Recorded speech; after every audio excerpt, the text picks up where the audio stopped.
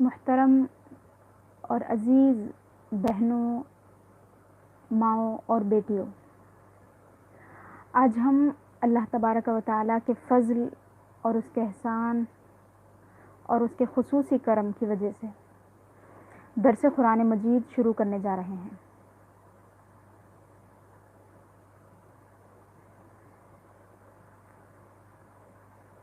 درس قرآن مجید یا پھر تفسیر قرآن ایک ایسی چیز ہے جو ہر ایک مسلمان، ہر ایک مومن چاہتا ہے کہ وہ اس کا حصہ بنے، وہ قرآن مجید پڑھے، قرآن سمجھے اور تدبر حاصل کرے۔ اور ان دنوں چند سالوں سے بطور خاص لڑکیوں میں اور خواتین میں، طالب علم لڑکیوں میں اور گھریلو خواتین میں یہ شعور بیدار ہو گیا ہے۔ وہ چاہتی ہیں کہ وہ قرآن مجید پڑھیں، سمجھیں، وہ ڈھونڈتی ہیں پڑھانے والوں کو۔ کئی مرتبہ ایسا ہوا کہ مجھ سے بہت ساری بچیوں نے، خواتین نے کہا کہ کیا آپ کے پاس درس قرآن کا انتظام ہوتا ہے؟ لیکن اس وقت ایسا میرے پاس کچھ تھا نہیں، انتظام ہوا نہیں تھا۔ تو ایک زمانے سے یہ خواہش بھی تھی، اور پھر میرے اساتذہ کرام، بزرگ بڑے اور والد محترم کی توجہ اور عنایت سے یہ درس شروع ہونے جا رہا ہے۔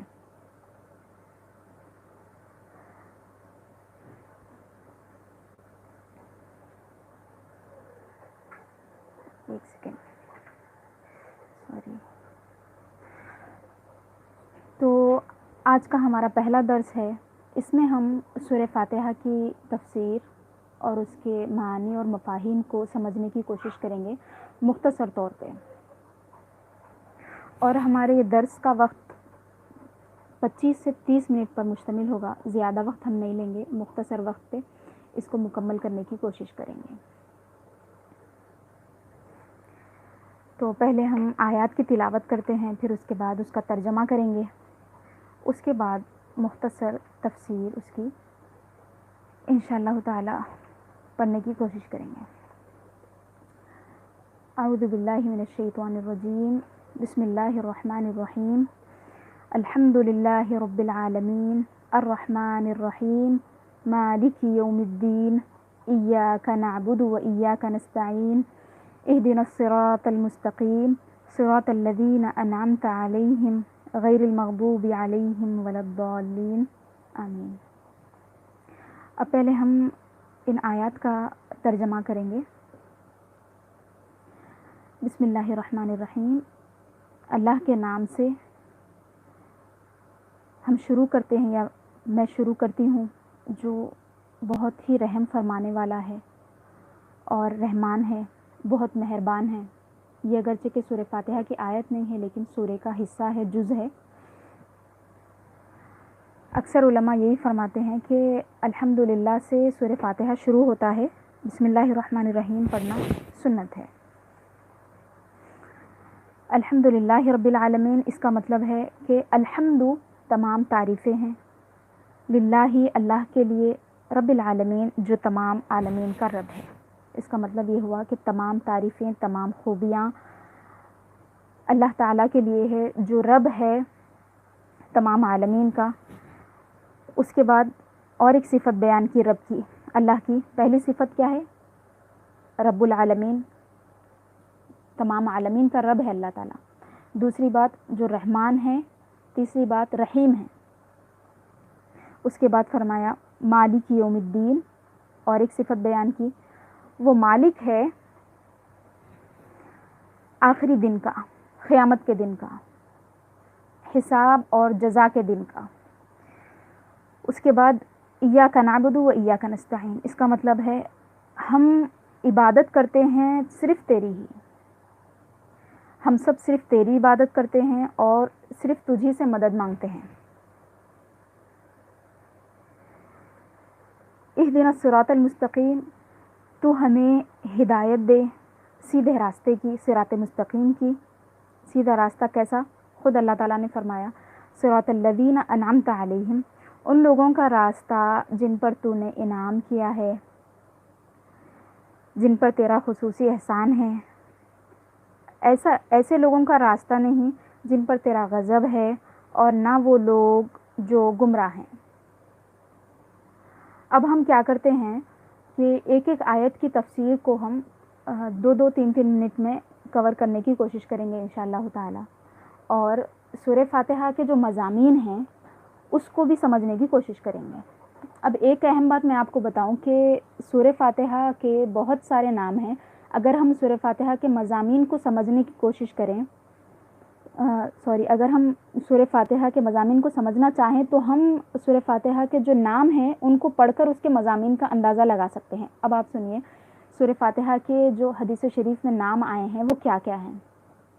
پہلا تو فاتحہ ہے، قرآن مجید کی سے ابتدا ہوئی ہے، شروعات ہوئی ہے، اسی لیے یہ فاتحہ ہے۔ دوسری بات، اس کو فاتحۃ الکتاب بھی کہتے ہیں، یعنی قرآن مجید یہاں سے شروع ہوئی، تقریباً وہی معنی ہے۔ پھر یہ سورہ شفا ہے، اس سے اللہ تعالیٰ شفا عطا فرماتا ہے۔ حضور اکرم صلی اللہ علیہ وسلم نے ایک صحابی پر سورہ فاتحہ کو پڑھ کر دم کیا، حدیث شریف میں آیا ہے۔ حضرت سعید بن یزید ہے ان کا نام۔ اس سورہ کا نام سورہ دعا بھی ہے کیونکہ اس میں دعا کا طریقہ سکھایا گیا ہے۔ اس کا نام سورہ شافیہ بھی ہے، شفا دینے والی۔ سورہ وافیہ بھی ہے، یعنی پوری تمام مضامین قرآن کو اس میں جمع کر دیا گیا ہے گویا کہ۔ اور سورہ کافیہ بھی ہے اس کا نام، یعنی یہ ایک سورت کافی ہو جاتی ہے۔ مطلب یہ ہے کہ آپ یہ سمجھ سکتے کہ نماز میں قرآن کی تلاوت کرنا ہے فرض ہے، لیکن سورہ فاتحہ پڑھنا واجب ہے۔ اگر کوئی سورہ فاتحہ نہ پڑھے نماز میں تو اس کی نماز نہیں ہوگی۔ اب اور اس کے نام ہم 2-4 اور یہاں پہ ذکر کریں گے۔ اس کا نام ہے ام القرآن، یعنی قرآن کی اصل ہے، اور ایک عظیم نام ہے اس کا سورہ کنز، یعنی خزانے کی صورت ہے یہ۔ تو اب اس کی بھی ایک حدیث شریف ہے۔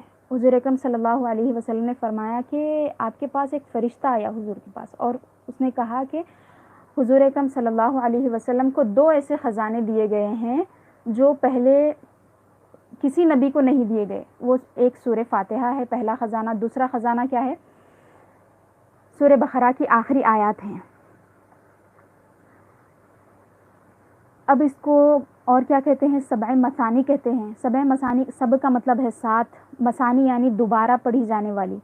اب دیکھیے آپ، سورہ فاتحہ 2 رکعت کی جو نماز ہوتی ہے اس میں 2 بار پڑھی جاتی ہے، اس لیے بھی اسے سبع مثانی کہا گیا ہے۔ سورہ نور بھی کہا گیا ہے اسے، سورہ رقیہ بھی کہا گیا ہے، یعنی یہ نور ہے، روشنی ہے، اور اس کو دم بھی کیا جاتا ہے، پھونکا جاتا ہے مریضوں پہ، اس سے شفا حاصل ہوتی ہے۔ اور ایک اہم نام، یہ نام جو ہے ہمارے درس سے اس کا خصوصی تعلق ہے، تعلیم المسئلہ، یعنی اس سورے میں دعا کرنے کے آداب سکھائے گئے ہیں۔ مسئلہ یعنی مانگنا، تعلیم یعنی سکھایا گیا ہے، اس میں مانگنے کے آداب اس میں سکھائے گئے ہیں۔ اور ایک یہ ہے مناجات، اللہ تعالیٰ سے سرگوشی کرنے والی صورت ہے یہ۔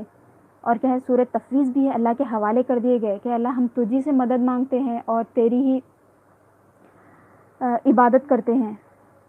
اور سورہ صلات بھی اسے کہتے ہیں۔ اب یہ تھے سورہ فاتحہ کے چند نام، تو اس سے آپ کو ایک حد تک اندازہ ہوا ہوگا کہ سورہ فاتحہ میں کن کن مضامین کا ذکر کیا گیا ہے۔ اور ایک اہم بات کہ سورہ فاتحہ کے نزول کے بارے میں 2 باتیں ہیں۔ ایک بات یہ ہے کہ یہ مکہ مکرمہ میں نازل ہوئی ہے، دوسری بات یہ ہے کہ یہ مدینہ منورہ میں نازل ہوئی، اور بعض علماء تو فرماتے ہیں کہ یہ 2 بار نازل ہوئی ہے، مکہ مکرمہ میں بھی نازل ہوئی، مدینہ منورہ میں بھی نازل ہوئی۔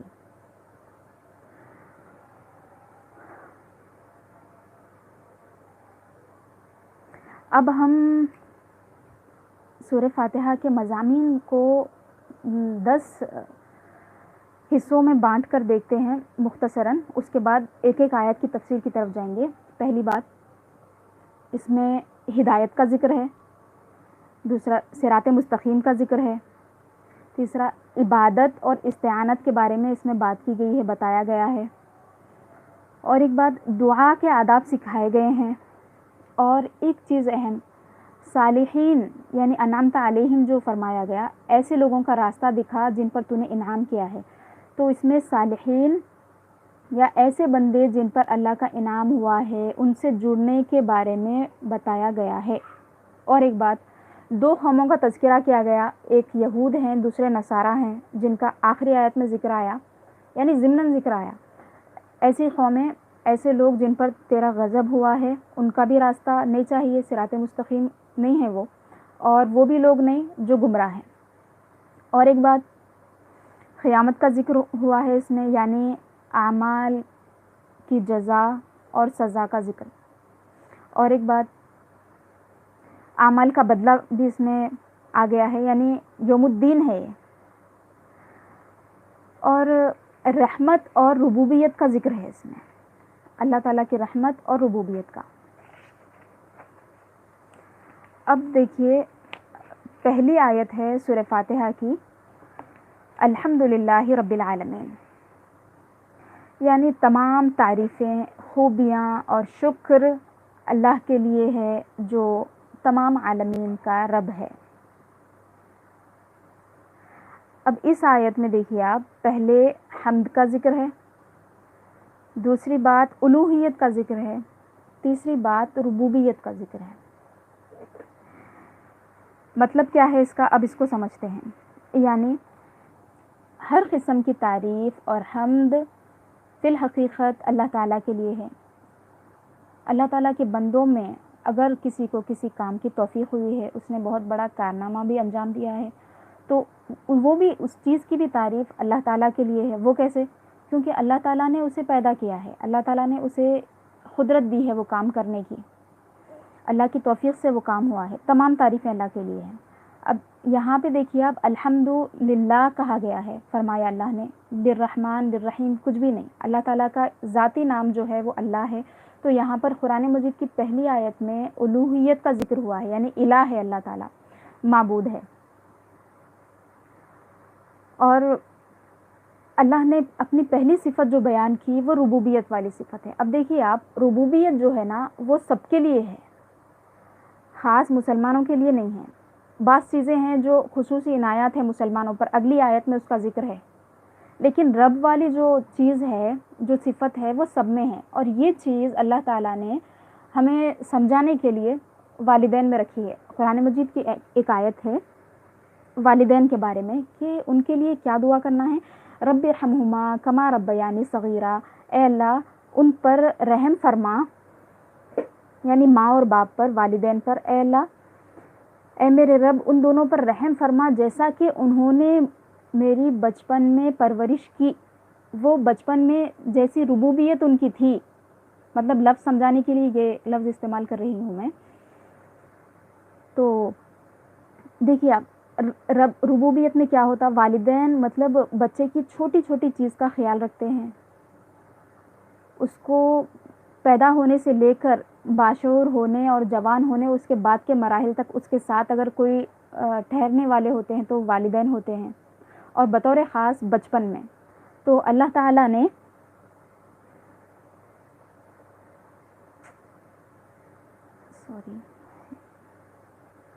یہ میسیجز کو یہاں سے تھوڑا سا، ہاں، تو اللہ تعالیٰ نے یہاں پر اپنی ربوبیت کا ذکر کیا ہے.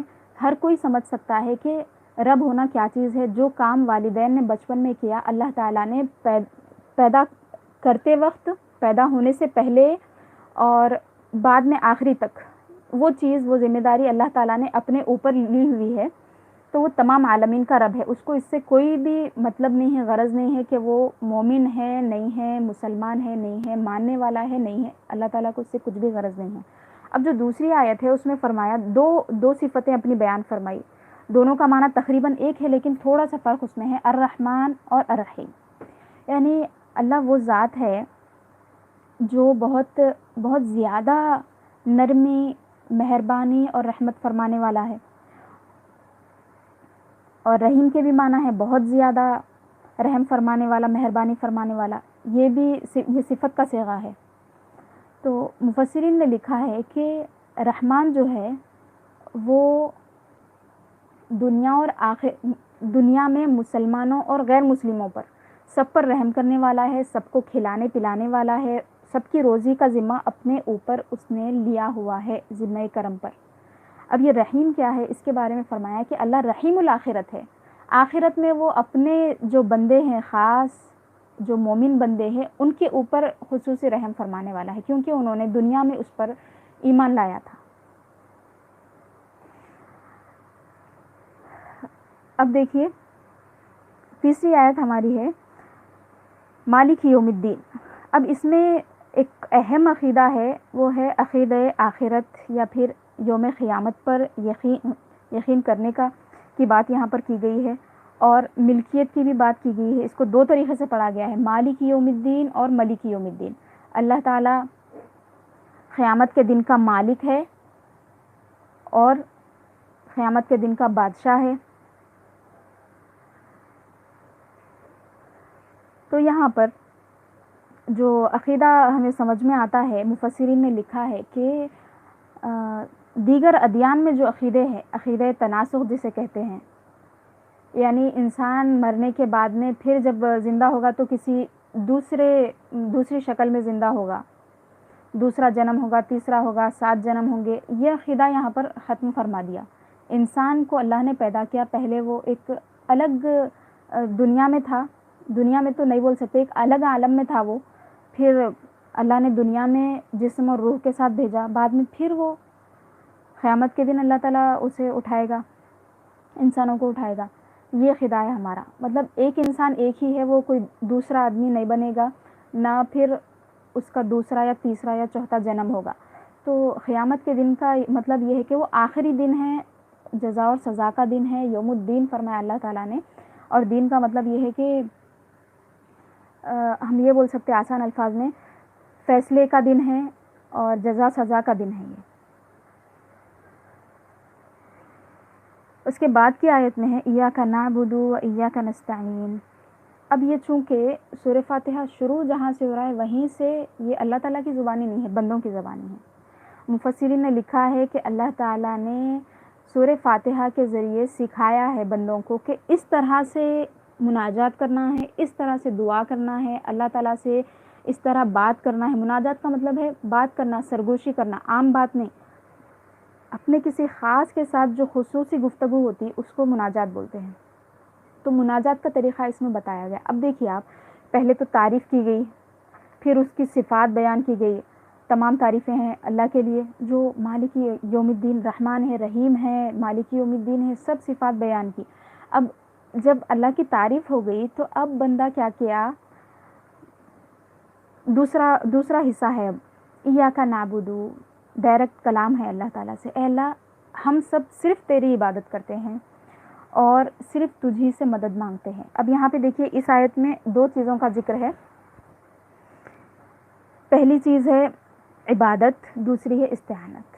تو ہم صرف اور صرف جو کہا ایاک، صرف تیری عبادت، تو اس میں اس آیت کے ذریعے شرک کا رد ہوا ہے، یعنی مومن اور مسلمان صرف اور صرف اللہ کی عبادت کرتے ہیں، شرک کا رد کرنے والی ہے یہ آیت۔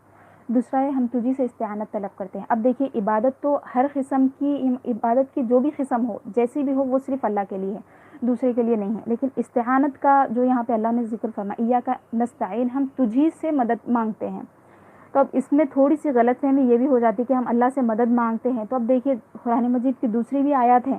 اب دیکھیے حضرت ذوالقرنین نے کیا فرمایا، اعینونی بقوہ، جب وہ کام کر رہے تھے، بنا رہے تھے، کنسٹرکشن کا جو دیوار بن رہی تھی، تو اس میں ان لوگوں سے کہا کہ آپ میری مدد کریں۔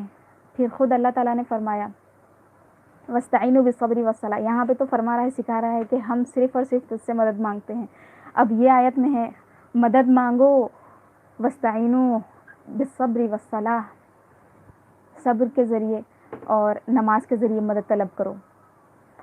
تو سمجھ میں یہ آتا ہے کہ مفسرین نے لکھا ہے صاف الفاظ میں کہ ہر قسم کی مدد اللہ تعالیٰ کی طرف سے ہے، اگرچہ کہ اللہ تعالیٰ نے اس کے بہت سارے ذریعے بنا دیے ہوں۔ اگر ہم مدد کسی دوسرے سے اگر نہیں مانگیں گے تو ہمارے بہت سارے کام معطل ہو جائیں گے۔ ہم کسی بھی قسم کی کوئی بھی چیز کی مدد اگر نہ مانگے تو یہ تو مطلب ایک شہری زندگی گزارنے والا، ایک تمدن والا شخص رہ نہیں سکتا جنگل میں، شاید ایسا ہو سکے، وہ بھی ممکن نہیں ہوگا، وہاں بھی تو پرندے ایک دوسرے کی مدد کرتے. تو یہ استعانت کا مطلب ہے کہ خدا ہونا سمجھ کر، کسی کو خدا سمجھ کر مدد طلب نہیں کی جاتی.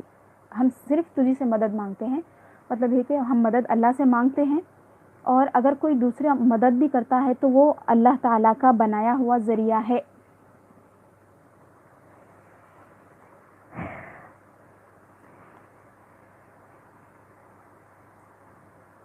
اہدنا الصراط المستقیم. اب اگلی آیت میں ہم آتے ہیں، اور 2 آیتیں آپ کے سامنے میں یہاں پر ذکر کروں گی استعانت کی. حضرت موسیٰ علیہ السلام کا جو واقعہ ہے، آپ نے ایک شخص کو مارا، پھر اس کا قتل ہو گیا تھا، تو اس سے پہلے کا جو تفصیلی واقعہ ذکر فرمایا ہے اللہ تعالیٰ نے، وہاں پہ ایک کلمہ ہے فاستغاثہ الذی هو من شیعته علی الذی من عدوہ. تو اس نے کیا کی؟ مدد طلب کی. تو یہ چھوٹی موٹی الگ الگ قسم کی مدد ہے، یہ الگ الگ بات ہے. رب سمجھ کر مدد مانگنا، اس کی بات اس آیت میں کی جا رہی ہے. اب دیکھیے ایک اہم بات اس میں، عبادت کو استعانت پر مقدم کیا گیا ہے. یعنی پہلے عبادت کرنا ہے اللہ تعالیٰ کی، ایک سب سے عظیم عبادت نماز کو لے لیں، اس کے بعد کیا ہے؟ فوری دعا کرنا ہے، کیونکہ حدیث شریف میں آیا ہے فرض نمازوں کے بعد دعا قبول ہوتی ہے. تو آپ کو سمجھانے کے لیے ایک چھوٹی سی مثال تھی کہ عبادت کے بعد دعا کی جانی چاہیے، یہ بھی اس میں بتایا جا رہا ہے. اور ایک اہم بات، عبادت پر عقائد کو مقدم کیا گیا ہے. آپ دیکھیے الحمدللہ رب العالمین سے لے کر مالک یوم الدین تک 3 آیات میں جو ہے وہ عقیدہ بیان کیا گیا ہے. عقیدہ اصل ہوتا ہے، جڑ ہوتا ہے، اس کا ذکر کیا گیا. اس کے بعد عبادتیں ہوتی ہیں جو ٹہنیاں ہوتی ہے، تو عبادت کا ذکر بعد میں لایا ہے، ایاک نعبد و ایاک نستعین. اب اس کے بعد دعا شروع ہوئی، استعانت میں دعا شروع ہوئی. اہدنا الصراط المستقیم، تو ہمیں ہدایت دے، ہمیں راستہ دکھا، سیدھا راستہ. اب یہ سیدھا راستہ کیا ہے؟ خود حضور اکرم صلی اللہ علیہ وسلم نے اپنے صحابہ کو بتایا کہ حضور اکرم صلی اللہ علیہ وسلم نے لکیریں کھینچی اور ایک سیدھی لکیر کھینچی، حدیث شریف کا خلاصہ ہے، اور فرمایا کہ یہ ہے صراط مستقیم. تو مطلب ایسا راستہ جس میں دائیں بائیں مڑنے کا بھی نہیں ہے، بالکل سیدھا ہے اور واضح ہے. یعنی آپ سمجھیں کہ صراط مستقیم کے بارے میں یہ کہا گیا ہے، حدیث شریف میں آیا ہے، بلکہ مفسرین نے لکھا ہے کہ صراط مستقیم سے مراد اسلام ہے، صراط مستقیم سے مراد قرآن ہے. اگر ہم اسلام کی مثال لے لیں کہ اسلام صراط مستقیم ہے، تو دیکھیے کہ آپ دیکھیں اسلام میں زندگی گزارنے کے تمام اصول، ہماری زندگی میں جو بھی مختلف قسم کے موڑ آتے ہیں، ہر جگہ ہمیں اسلام سے رہنمائی ملتی ہے. یعنی ایک ہم ایسے سیدھے راستے پہ ہیں کہ اب ہم اگر سیدھے چلتے ہوئے جائیں تو بس اللہ کے پاس ہم پہنچ جائیں گے، بھٹکنے کا وہاں پر اندیشہ نہیں ہے. تو ہم اسلام پر ہے، اس کا مطلب یہ ہے کہ ہم صراط مستقیم پر ہے. اور یہ بھی لکھا ہے مفسرین نے کہ صراط مستقیم سے مراد ایسا راستہ ہے جس پر صحابہ اکرام اور اہل بیت ہیں، اور یہی راستہ اہل سنت والجماعت کا ہے. اب اس کے بعد دیکھیے آپ دوسری آیت میں صراط الذین انعمت علیہم، آیت کی تفسیر آیت سے ہو رہی ہے. ایک آیت میں ہے اہدنا الصراط المستقیم، اس کے بعد والی آیت میں ہے صراط الذین انعمت علیہم غیر المغضوب علیہم ولا الضالین. 2 آیتیں اس آیت کی تفسیر ہے. ایسے لوگوں کا راستہ جن پر تو نے انعام کیا ہے. اب دیکھیے یہاں پر کہ دعا اللہ تعالیٰ سے کی جا رہی ہے، اللہ سے بات کر رہا ہے بندہ. پھر اللہ تعالیٰ نے یہ بھی سکھا دیا اس میں کہ اگرچہ ہم اللہ کی عبادت کر رہے ہیں، استعانت کر رہے ہیں، لیکن ہمیں کمپنی کی ضرورت ہے، اچھوں کے ساتھ کی ضرورت ہے، اچھوں کے ساتھ رہنے کی ضرورت ہے، جماعت کی ضرورت ہے. اور اسی آیت میں بتایا ہے یہ جو جمع کے صیغے ہیں نا، نعبدو ہم عبادت کرتے ہیں، عابدو نے میں عبادت کرتا ہوں، میں مدد مانگتا ہوں، مجھے صراط مستقیم پر تو چلا، یہ نہیں فرمایا. ہم تجھ سے مدد مانگتے ہیں، ہم تیری عبادت کرتے ہیں، ہم تجھ سے مدد مانگتے ہیں، ہمیں صراط مستقیم پر چلا. یہاں پہ بھی جماعت کا ذکر ہے، اور علماء نے لکھا ہے کہ جماعت میں جب بندہ ہوتا ہے، دعا ہوتی ہے اگر، تو کوئی ایک آمین کہتے تو دعا قبول ہو جاتی ہے، کیونکہ اس میں صالحین ہوتے ہیں، کوئی نہ کوئی تو اللہ کا نیک بندہ ہوگا، اور اللہ تعالیٰ سب کی دعا کو رد نہیں کرتا. تو اسی سے جماعت کی فضیلت بھی ثابت کی گئی ہے اس آیت سے. صراط الذین انعمت علیہم، ان لوگوں کا راستہ. اب دیکھیے اس آیت میں بھی صالحین کا ذکر ہوا ہے، انعمت علیہم جن پر تو نے انعام کیا ہے. اب اس سے مراد کون ہے؟ حضرت ابن عباس رضی اللہ عنہما نے فرمایا کہ وہ لوگ جن پر اللہ نے انعام کیا ہے وہ کون ہیں؟ ملائکہ ہیں، انبیاء ہیں، صدیقین ہیں، شہداء ہے اور صالحین ہیں. اور ایک بہت پیاری تفسیر ہے، اس میں لکھا ہے، شاید یہ تفسیر در منصور میں نے پڑھا، تفسیر ابن ابی زمنین، 2-4 تفسیروں کو میں نے دیکھا تھا، تو اس میں ایک بہت پیارا قول مجھے اس تفسیر میں ملا کہ صراط الذین انعمت علیہم سے مراد کیا ہے؟ النبی ومن معہ، نبی کریم صلی اللہ علیہ وسلم اور آپ کے ساتھ جو ہیں، یعنی صحابہ ہیں، اہل بیت ہیں، ان کا راستہ مراد ہے. پھر اس کے بعد صراحت کی، ہو سکتا تھا اگر یہ غیر المغضوب علیہم ولا الضالین آگے کا حصہ نہیں ہوتا تو بعض لوگ یہ بھی سمجھتے تھے آج کے دور میں، مطلب ترقیوں کو دیکھ کے، مادی ترقی کو دیکھ کے کوئی یہ سمجھ سکتا تھا، ہو سکتا تھا، سمجھ بھی رہے ہیں لوگ پھر بھی آج بھی، کہ یہود ہیں، نصارہ ہیں، بطور خاص یہود ان سے بہت زیادہ متاثر ہیں، تو صراط الذین انعمت علیہم میں شاید وہ بھی شامل ہو جاتے تھے اگر اگلی آیت نہ ہوتی تو. اللہ محفوظ رکھے.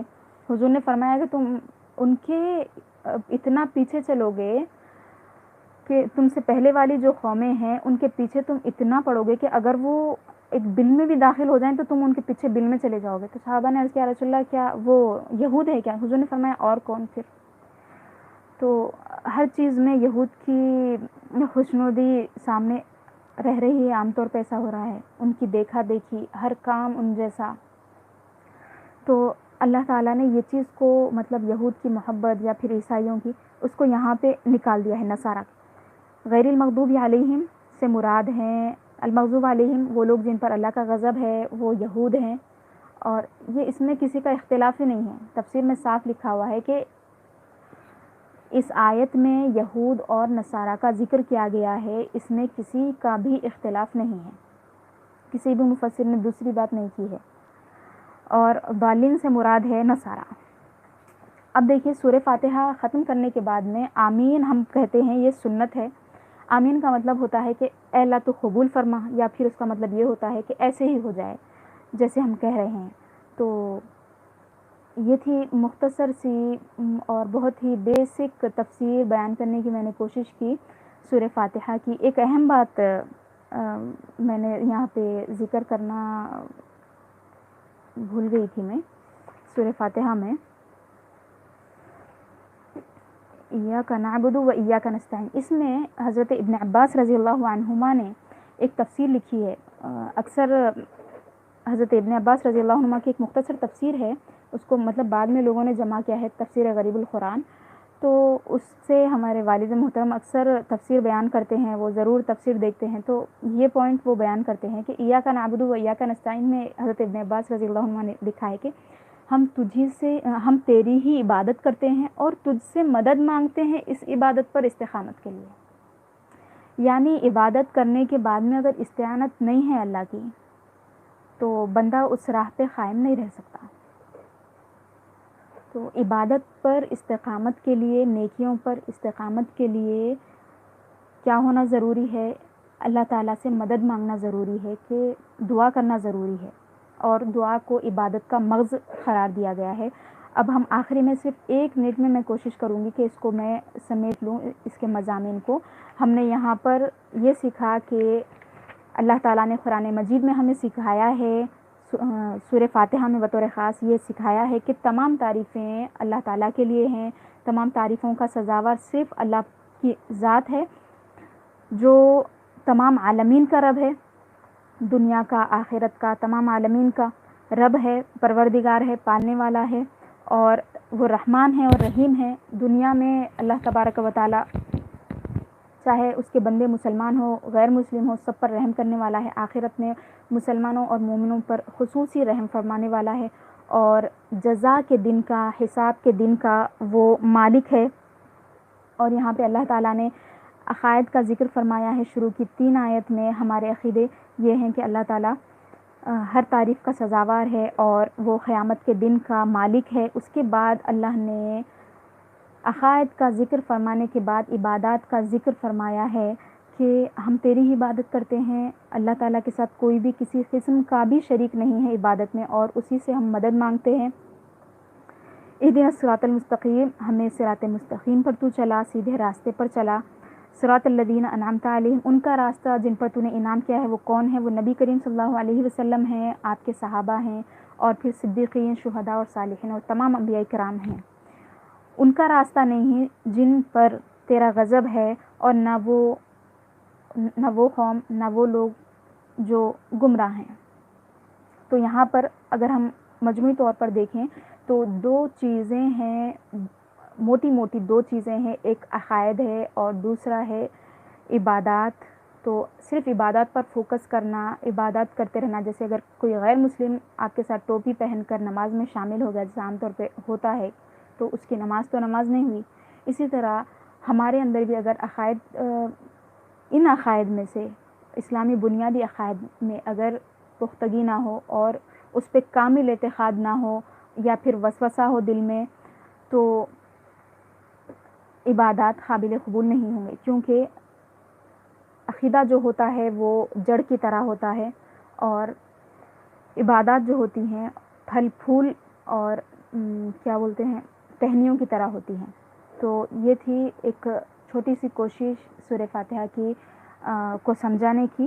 انشاءاللہ تعالی ہم اگلے دروس میں مختلف مضامین کو لے کر آئیں گے، جن میں ہم قرآن مجید کی مختلف آیات کو صرف ایک جگہ سے نہیں، جہاں جہاں بھی ہمیں اس موضوع سے متعلق آیات ملیں گی، ہم ان تمام آیات کو ایک جگہ کر کے اس کی تفسیر کریں گے۔ ہم نے تبرکاً سورہ فاتحہ کی تفسیر کو یہاں پر رکھا ہے کہ اللہ تعالیٰ نے سورہ فاتحہ سے شروع کیا ہے اپنے کلام کو، ہم بھی اپنے درس کو سورہ فاتحہ سے شروع کرتے ہیں، اسی لیے ہم نے یہ کیا۔ اور آپ تمام سے گزارش ہے جو بھی اب سن رہے ہیں کہ اس کو آپ سنیں، اور بہت اچھا ہوگا کہ آپ اگلے دروس میں کاپی اور پین کے ساتھ بیٹھیں۔ ہو سکتا ہے آپ کچھ نئی باتیں پہلی بار سن رہے ہوں گے، بہت ساری باتیں ایسی ہوں گی آپ اس کو نوٹ کریں، دوبارہ آپ دیکھیں تو یاد آ جائیں گی، اور دروس کو اپنے ساتھیوں کے ساتھ شیئر کریں۔ گھریلو خواتین، چونکہ میں نے بہت عام انداز میں سادہ سب کی سمجھ میں آنے کے لائق بات کرنے کی کوشش کی ہے۔ امید ہے کہ آپ لوگوں نے اسے سمجھا ہوگا، اور اہم بات، آپ کے اگر کچھ سوال ہیں تو آپ یہاں پر کمنٹ کر کے مجھے بتائیں۔ انشاءاللہ تعالی ایک الگ ویڈیو میں اگلے درس میں تو نہیں، 3-4 دروس ہونے کے بعد میں کوشش ہوگی کہ ہر 4 یا 5 درس کے بعد یا پھر جب بھی ہو ایک آپ کے سوالات کے جوابات کا سیشن ہوگا انشاءاللہ تعالی۔ اگر وہ بات میرے علم میں ہوگی تو ضرور میں آپ کے جواب دینے کی کوشش کروں گی۔ آپ تمام کا بہت بہت شکریہ، اور جزاکم اللہ خیرا۔ السلام علیکم ورحمۃ اللہ وبرکاتہ۔ سبحانک اللہم و بحمدک، نشہد ان لا الہ الا انت،